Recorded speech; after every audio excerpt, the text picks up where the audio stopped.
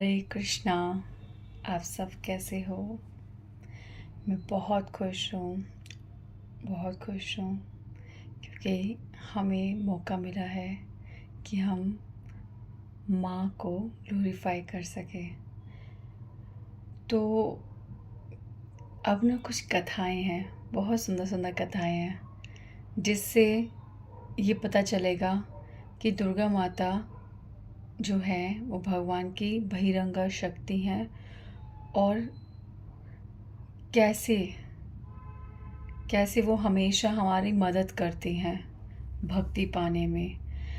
तो पहली बात तो कि जैसे हम भगवान कैसे कार्य करते हैं हम नहीं समझ सकते, वैसे ही भगवान की शक्ति, ठीक है, भगवान अपने सारे कार्य अपनी शक्तियों द्वारा करते हैं, अंतरंगा शक्ति और बहिरंगा शक्ति।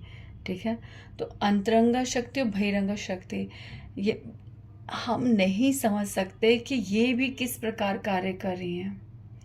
ठीक है, तो माँ किस प्रकार इस सृष्टि में प्रत्येक जीव की मदद कर रही हैं भक्ति की ओर ले जाने के लिए, किस प्रकार उनका सिर्फ एक ही लक्ष्य है कि जीव जो है भगवान हरि की भक्ति करे।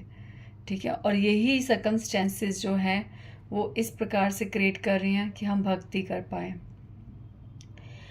बहुत बातें हैं बट एक बात ध्यान से, एक चीज़ मैं करूँगी। यहाँ पे जगन्नाथ जी जो है, ठीक है, जगन्नाथ जी की कथा से मैं अब शुरू करूँगी, माता रानी की ग्लोरिफिकेशन। पहले तो हम जब दर्शन करते हैं जगन्नाथ बलदेव और सुभद्रा, ठीक है, जगन्नाथ बलदेव सुभद्रा, तो जगन्नाथ जी बीच में, सुभद्रा महारानी, बलराम जी। ऐसा क्यों है कि जगन्नाथ जी और बलराम जी फिर सुभद्रा, ऐसा क्यों नहीं है? सीक्वेंस ऐसे ही क्यों बैठा कि जगन्नाथ जी और बलराम जी के बीच में सुभद्रा महारानी है? ऐसा कैसे है? मतलब इतना समझो कि हम लोग जो है ना, भगवान की हर चीज़ भगवान की जो है उसके पीछे बहुत बड़ी बड़ी लीलाएं होती हैं। हर चीज़ के पीछे कारण होता है।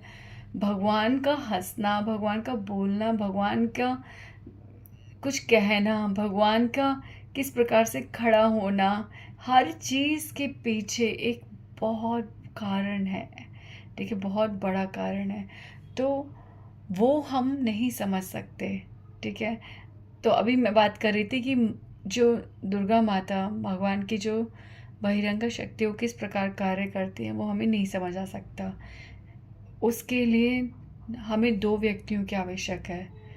ठीक है, अगर हम थोड़ा बहुत भी समझ सकते हैं तो दो व्यक्ति हमारे को चाहिए, एक स्वयं भगवान या फिर गुरु।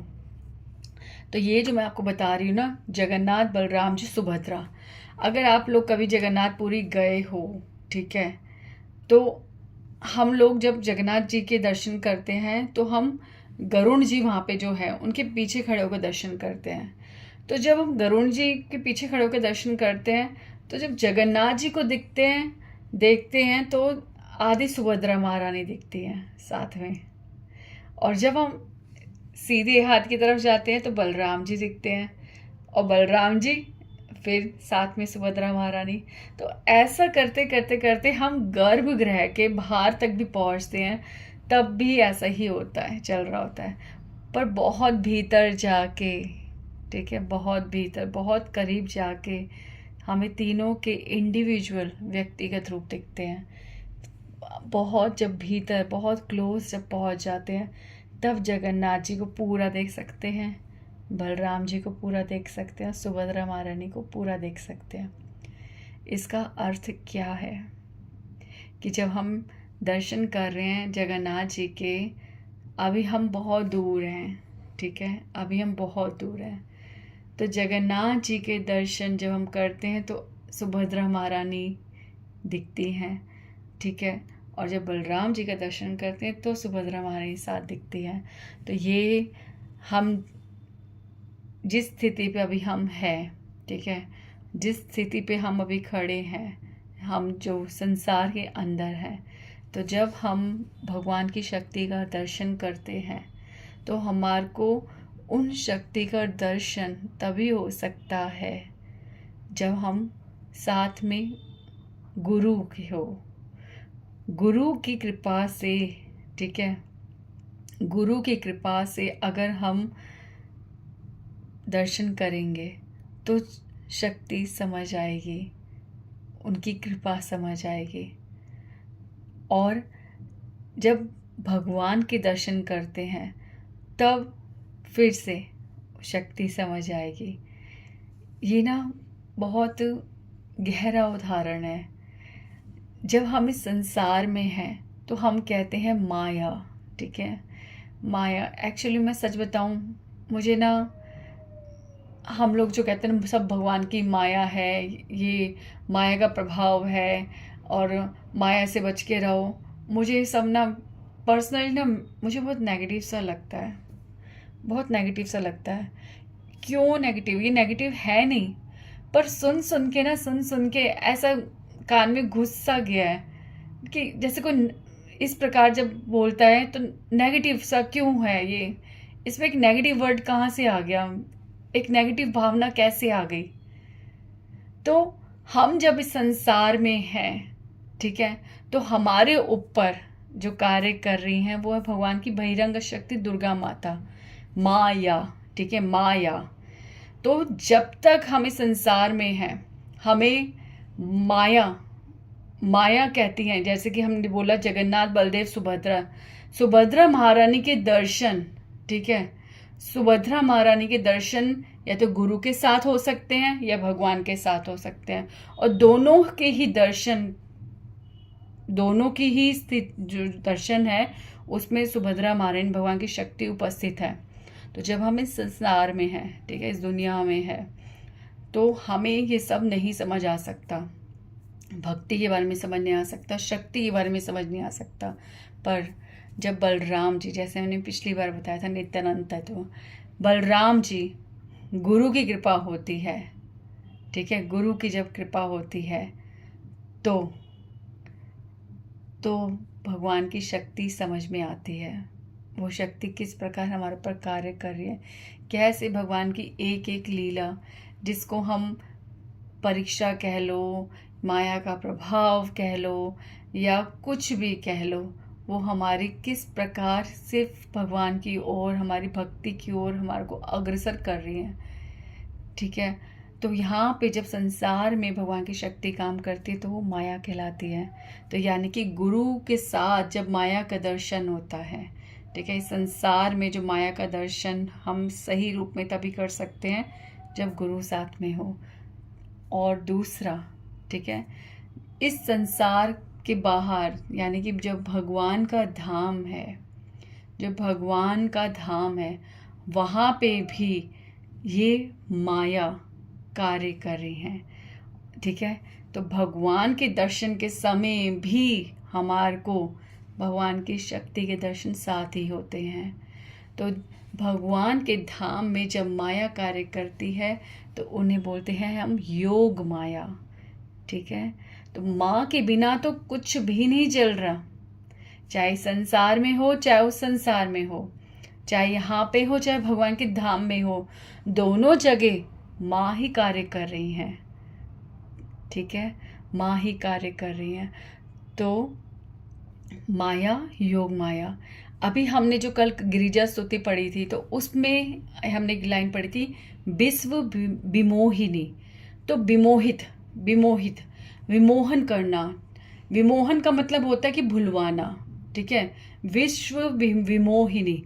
तो माँ जो है हमारे को इस सिचुएशन में ला रही है कि हम भगवान को भूल जाते हैं, ठीक है, इस सिचुएशन में ला रही है कि हम भूल जाते हैं। पर इसका अर्थ किस प्रकार से लिया जाए, वो विश्व विमोहिनी है, ये कार्य क्या सिद्ध करता है? क्या वो ये चाहती हैं कि हम भगवान को भूल जाएं और भटके रहें? तो मैंने कल आपको एग्जाम्पल दिया था कि जब परीक्षा हमारे सामने होती है, क्वेश्चन पेपर हमारे सामने, तो फर्स्ट हम लोग भूल जाते हैं, ठीक है, हमारे को वो फिर से दोबारा हर चीज़ जो हमने सीखी है, जो करी है, उसको उसको उतारना, उसको दिखाना, उससे लिखना, उसका प्रमाण देना कि हमने क्या सीखा है, ये हमारे को एक परीक्षा बताती है। परीक्षा हमसे ये करवाती है। तो माँ जो है ऐसी सिचुएशन हमारे साथ क्रिएट करती है जिसमें सब कुछ गायब होता है, कोई सहायता नहीं होती। जैसे हमारे एग्जाम में no NCERT book, no helping books, no teacher, no tuition teacher, हमें खुद अकेले परीक्षा देनी होती है। और उस समय हमें ऐसा लगता है हम सब भूल गए हैं, और हमारे को फिर धीरे धीरे सबके सहयोग को याद करना पड़ता है, अपनी मेहनत को याद करना पड़ता है, और एक एक क्वेश्चन पे ध्यान देते देते देते हमारा सारा क्वेश्चन पेपर कंप्लीट होता है और रिजल्ट आता है। तो वैसे ही माँ हमारे को आत्मनिर्भर बना रही हैं, हमारे को ऐसी सिचुएशंस में डालती हैं कि हम भक्ति की ओर बढ़े, ना कि वो हमें पछाड़ रही हैं। परीक्षा लेना, पिछली बार भी बोला, परीक्षा लेना बहुत बड़ा काम है। परीक्षा की तैयारी करने वाले से पूछो कि कितनी मेहनत लगती है, परीक्षा बनाने वाले से पूछो कितनी मेहनत लगती है, और दूसरा उस परीक्षा का परिणाम देने वाले से पूछो कि कितनी मेहनत लगती है। तो माँ जो है हमारे को तैयार कर रही हैं, भक्ति के लिए तैयार कर रही हैं, भगवान हरि के लिए तैयार कर रही हैं। तो विश्व विमोहिनी तो हमार को वो ऐसी सिचुएशंस में रखती हैं जिसमें हमें ये अपना परीक्षा देनी होती है कि हम हरि भजन कितना कर रहे हैं। ठीक है, तो आप एग्जाम्पल लो, जैसे हम लोग, जैसे एक बच्चे को ले लो। बच्चे तो आजकल क्या बोलूँ मैं, भगवान की भक्ति, भगवान की बातों का ज्ञान ही नहीं है। फिर भी एग्जाम्पल लेते हैं, बच्चे हैं, पढ़ाई है, सब कुछ है, पर पूरी तरह से अगर उस सिचुएशन में भी अगर वो भगवान को याद करते तो ये अपनी परीक्षा में सफल हो रहे हैं। हम जॉब कर रहे हैं, कुछ भी कार्य कर रहे हैं, ऑफिस जाते करते हैं, पर उसके बाद भी इन परीक्षाओं में भी हमारे भगवान की हमें स्मरण है तो हम सफल हैं, हमारी परीक्षा में सफल हो रहे हैं हम। एक गृहस्थ स्त्री जो है पूरे दिन कार्य में रत रहती है, पूरे दिन बिजी रहती है, अपने घर के काम संभालती है, उसके बावजूद अगर वो अपने भगवान का भजन कर रही है, अपने घर के सभी लोगों को इस प्रकार कार्य कर रही है कि सबको भगवान का स्मरण हो, वो अपने बच्चों को भगवान के स्मरण याद करवाती है, संस्कार देती है, तो समझ लो वो अपनी परीक्षा में सफल हो रही है। तो हर व्यक्ति जीवन के जो कार्य कर रहा है, अगर उसमें वो हरि का स्मरण कर रहा है तो समझो वो सफल हो रहा है। तो ये जो सिचुएशंस हैं, ठीक है, हम लोग जिस भी परिस्थिति में हैं, ठीक है, वो सब कौन क्रिएट कर रहा है? माँ क्रिएट कर रही हैं। ठीक है, माँ क्रिएट करती हैं, और हम लोगों को इन सब में प्रोग्रेस कराती हैं, हर चीज़ नोट करती हैं, और अगर हम नहीं समझते उतना ही टफ एग्ज़ाम होता है। ठीक है, तो विश्व विमोहिनी तो ऐसी परीक्षाएं जिसमें हमारे को आत्मनिर्भर होना होता है, हमें प्रूफ करना होता है, हमारी परीक्षा होती है, और हमारे को अपने भक्ति, अपने गुरु कृपा, भगवान कृपा, संत कृपा के बल पर स्वयं उस हरि के स्मरण के साथ इन परीक्षाओं में सफल होना होता है। तो ये हुआ विश्व विमोहिनी। और रही बात धाम में भी माँ यही कार्य करती है, वहाँ पे भी विमोहित करती है।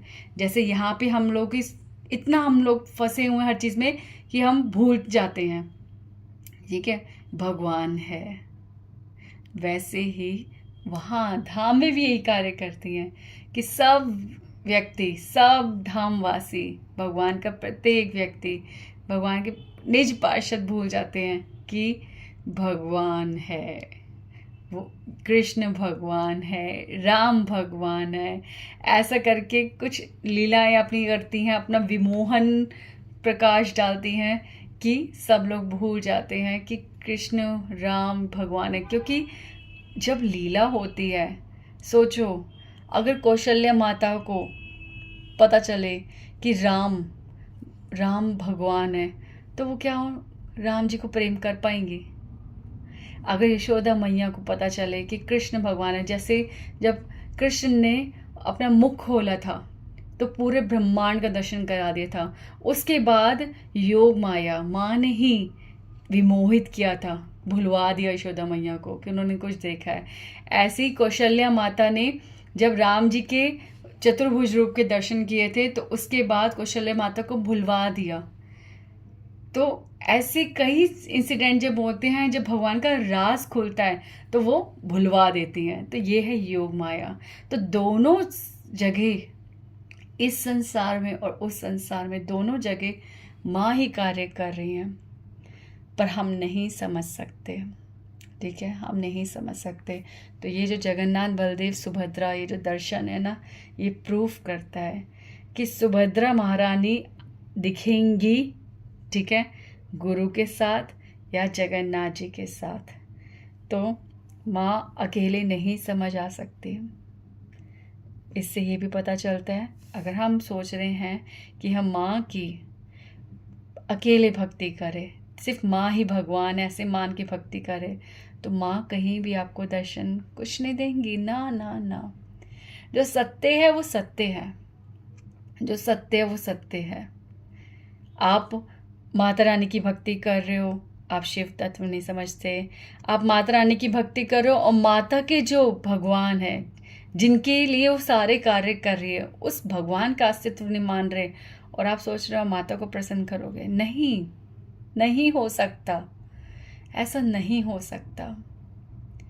तो यहाँ पे जब हम जगन्नाथ और बलदेव जी के जो बीच में सुभद्रा है, भगवान की शक्ति, बहिरंगा शक्ति, भगवान की अंतरंगा शक्ति के रूप में भगवान वो बीच में स्थित है, बीच में स्थित है। तो इससे ये प्रूफ होता है कि आप जब भी उनके दर्शन करोगे, या तो आपको आधे गुरु दिखेंगे साथ में, या आज जब दर्शन करोगे तो जगन्नाथ जी दिखेंगे साथ में। अकेले नहीं दिखेंगे, वो अकेले नहीं दिखेंगे। हाँ, पर जब हम भक्ति में बढ़ते जाएंगे, बढ़ते जाएंगे, बढ़ते जाएंगे और गर्भ तक घुस जाएंगे, अपने हृदय के गर्भगृह का मतलब होता है जो मंदिर में जब हम जाते हैं, जहाँ पे भगवान बैठे होते हैं उसे गर्भगृह कहते हैं, जहाँ पे मूर्ति स्थित होती है। तो जैसे ही हम जगन्नाथ जी के करीब मंदिर में जाते रहते तो गर्भगृह में जब पहुँचते हैं, तब तीनों के इंडिविजुअल दर्शन होते हैं। तब हमारे को समझ आता है कि गुरु कौन है, भगवान कौन है और शक्ति कौन है। तो ये था फिलॉसफी। अगर मैं आपसे बिल्कुल शास्त्रिक लैंग्वेज में बात करूँगी तो वो समझाने के लिए हमारे लिए बहुत बड़े संत बैठे हुए हैं, अनेकों संत बैठे हुए हैं, हम कहीं भी सुन सकते हैं, पर मैं साधारण सा बोल रही हूँ ताकि हम समझ सके, जल्दी समझ सके। तो ये कोई ऑफेंस नहीं है, ये कोई कृष्णा को प्रमोट करने की बात नहीं है, ये कुछ भी नहीं है ऐसा। प्रमोट हम क्या करेंगे, और आप कौन हो, हम कौन हैं? भगवान को ऑब्जर्व करने वाले, भगवान को मार्क्स देने वाले, सबकी बात कर रही हूँ मैं। हम लोग सब ना ऐसे लिस्ट बना के बैठे हुए हैं जैसे हम तो खुदा हैं, जैसे हम लोगों ने पता नहीं कौन से शास्त्र पढ़ पढ़ के दिग्गजें हासिल कर रखी हैं। देवी देवता, भगवान, सबको, किसी ने देवी देवताओं को अपने उसमें ताक पे रखा हुआ है तो किसी ने भगवान को रखा हुआ है। मार्किंग करते हैं, ये इतना पावरफुल, ये नहीं, ये देवी देवता इनकी पूजा नहीं, ये इनकी वो नहीं, ये भगवान नहीं। हम कहाँ से चूज कर सकते हैं? अरे हमारी माँ का दूसरा रूप है वेद, शास्त्र। तो माँ यानी शास्त्र जो बोल रहे वो सत्य है, वो सत्य है। तो हमें समझना पड़ेगा, हम कुछ भी अवॉइड नहीं कर सकते। ये समस्त देवी देवता भगवान के अंग हैं और भगवान की शक्तियाँ हैं, भगवान के भक्त हैं। तो हम इस संसार में, अगर मैं सब वैष्णव के लिए बोल रही हूँ, जब हम इस संसार में रहकर वैष्णव अपराध से डरते हैं तो सबसे बड़े वैष्णव तो ये लोग हैं। इनके प्रति हम अपराध कैसे कर सकते हैं?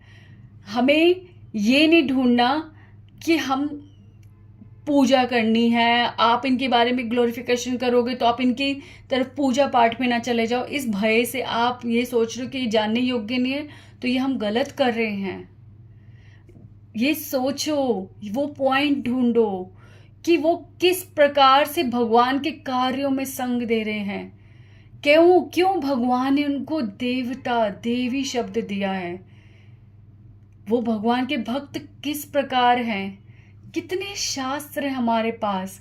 हम भागवतम पढ़ते हैं, हम स्वयं भगवद गीता में भगवान के मुख से सुन रहे हैं। उसके बावजूद भी किस बिहाफ पर हम ये सब इग्नोर कर रहे हैं। कब तक ये चलेगा। हमें नाम नहीं मिल सकता, हमें नाम अपराध, हम ये सब तब तक करते ही रहेंगे जब तक हम सब कुछ नहीं समझेंगे।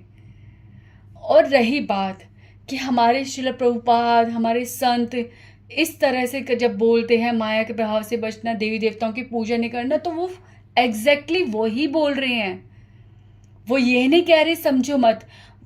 एक बच्चा है, ठीक है, एक छोटा बच्चा है, उसको आप नाइफ नहीं दोगे, आप उसे चाकू नहीं दोगे, क्योंकि उस चाकू से उसका हाथ कट सकता है, उस चाकू से वो किसी को हानि पहुंचा सकता है, खुद को हानि पहुंचा सकता है, और न जाने कितनी चीज़ें खराब कर सकता है।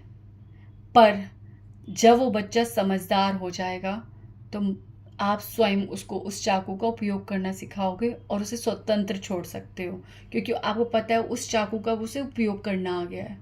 तो हमारे संत जो हैं, जब हमारे को ये सब बोलते हैं कि देवी देवताओं की पूजा नहीं करनी और देवी देवताओं ऐसे प्रभाव बताते हैं, तो वो हमारे को एग्जैक्ट ये उदाहरण है कि हम कंफ्यूज ना हो जाएं। हमारे को शुरू में जब तक हम स्थित ना हो जाए भक्ति में, तब तक हमें सीधा क्लियर बात समझनी है कि हरि भगवान है, भगवान कृष्ण भगवान है, भगवान राम भगवान है, भगवान के 10 अवतार में जो आपको प्रिय है वो भगवान है। आप उनकी पूजा करो। जब आप इनको समझ जाओगे तो नेचुरली आपको भगवान के अंग अंग प्रत्येक देवी देवता समझ आएंगे। इसलिए आरंभ में हमें बोला जाता है कि देवी देवताओं की पूजा मत करो, देवी देवताओं का वर्णन नहीं होता, ताकि हम कंफ्यूज ना हो। पर क्या उन्होंने ऐसा बोला कि वो उन्हें जानना नहीं है।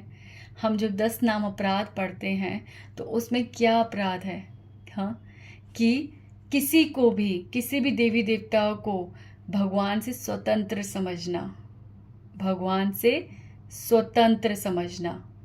ठीक है, अगर इस लाइन का मतलब ये है कि हम किसी भी देवी देवताओं को भगवान से स्वतंत्र समझना, मतलब कि हम कहें कि दुर्गा माता या शिव जी जो है वो भगवान से स्वतंत्र हैं और ये सोच रहे हैं वो भगवान से स्वतंत्र मतलब भगवान से अलग हैं, तो वो उनकी पूजा करना इस तरह से, तो ये अपराध है। ठीक है, ये मतलब है। पर इसका दूसरा अर्थ भी एक और है कि किसी भी देवी देवता को, दुर्गा माता को, शिव जी को भगवान से स्वतंत्र समझना, वहां पे लिखा है स्वतंत्र समझ के उनकी पूजा करना, उनको भगवान से बड़ा या भगवान से इक्वल समझना, ये अपराध है। पर दूसरी बात, अगर हम देवी देवताओं को, शिव जी को, पार्वती माता को, इन सबको भगवान से स्वतंत्र समझ रहे हैं, ठीक है, एक तो हो गया कि पूजा नहीं करना, दूसरा हम इन्हें भगवान से स्वतंत्र समझ रहे हैं, यानी कि उनको भगवान से अलग भगवान ने समझना। पर ये कहाँ लिखा है कि उन्हें समझना ही नहीं है, वो भगवान से स्वतंत्र जब है ही नहीं, भगवान का हिस्सा है, तो उनको किस प्रकार से हम अलग कर सकते हैं। उनकी पूजा को स्वतंत्र रूप में नहीं करना चाहिए, पर उनको समझना नहीं है, ये कहाँ लिखा है। हमारे जो एक्ट है, जिस तरह से हम कार्य कर रहे हैं, उससे तो ये प्रूफ हो रहा है कि सारे देवी देवता भगवान से स्वतंत्र हैं, यानी वो जानने योग्य नहीं है, वो समझने योग्य नहीं है, उनको ग्लोरिफिकेशन नहीं करनी। ये तो हमारा ये प्रूफ कर रहा है वो भगवान से स्वतंत्र नहीं है। इस वर्ड को ध्यान दो कि समस्त देवी देवता जो हैं वो भगवान से स्वतंत्र नहीं है, और स्पेशली शिव जी वो भगवान से स्वतंत्र नहीं है, यानी वो भगवान के भीतर हैं। जो भगवान के भीतर हैं, जो भगवान के अंग हैं, उनको क्यों नहीं समझा जा रहा? कितने लोग जो होते हैं जो इन सब का ही हाथ पकड़ पकड़ के भक्ति कर रहे हैं, और अचानक से जब उनको बोला जाए कि हाथ झटक दो, तो पता है वो पहली बार में विश्वास नहीं करेंगे, वो विश्वास नहीं कर पाएंगे। या तो वो झटक देंगे, that will be also wrong, या फिर वो झटकेंगे नहीं तो हरि को भी नहीं पकड़ेंगे, that will be also wrong. दोनों ही रॉन्ग हो जाएंगे। तो सबका स्वागत इस प्रकार से होना चाहिए कि पहले हरि को समझो। हरि भक्ति जब समझ आ जाएगी तो सबको प्रेम करना आ जाएगा। तब तक हम नहीं समझ सकते, कतई नहीं समझ सकते, बिल्कुल भी नहीं समझ सकते। तो जगन्नाथ जी जो हैं वो हमें अपनी शक्ति का दर्शन करा रहे हैं कि इस संसार में माया का दर्शन गुरु के द्वारा होता है, और धाम में भगवान के जब धाम होते हैं जो इस संसार के पार है, ठीक है, वहाँ पे भगवान के साथ माया का योग माया के रूप में दर्शन होता है। तो दोनों जगह भगवान की शक्ति नहीं छोड़ते, दोनों जगह भगवान कार्य कर रहे हैं। किनके साथ? दुर्गा माता अपनी शक्ति के साथ। तो अब है जगन्नाथ जी की लीला।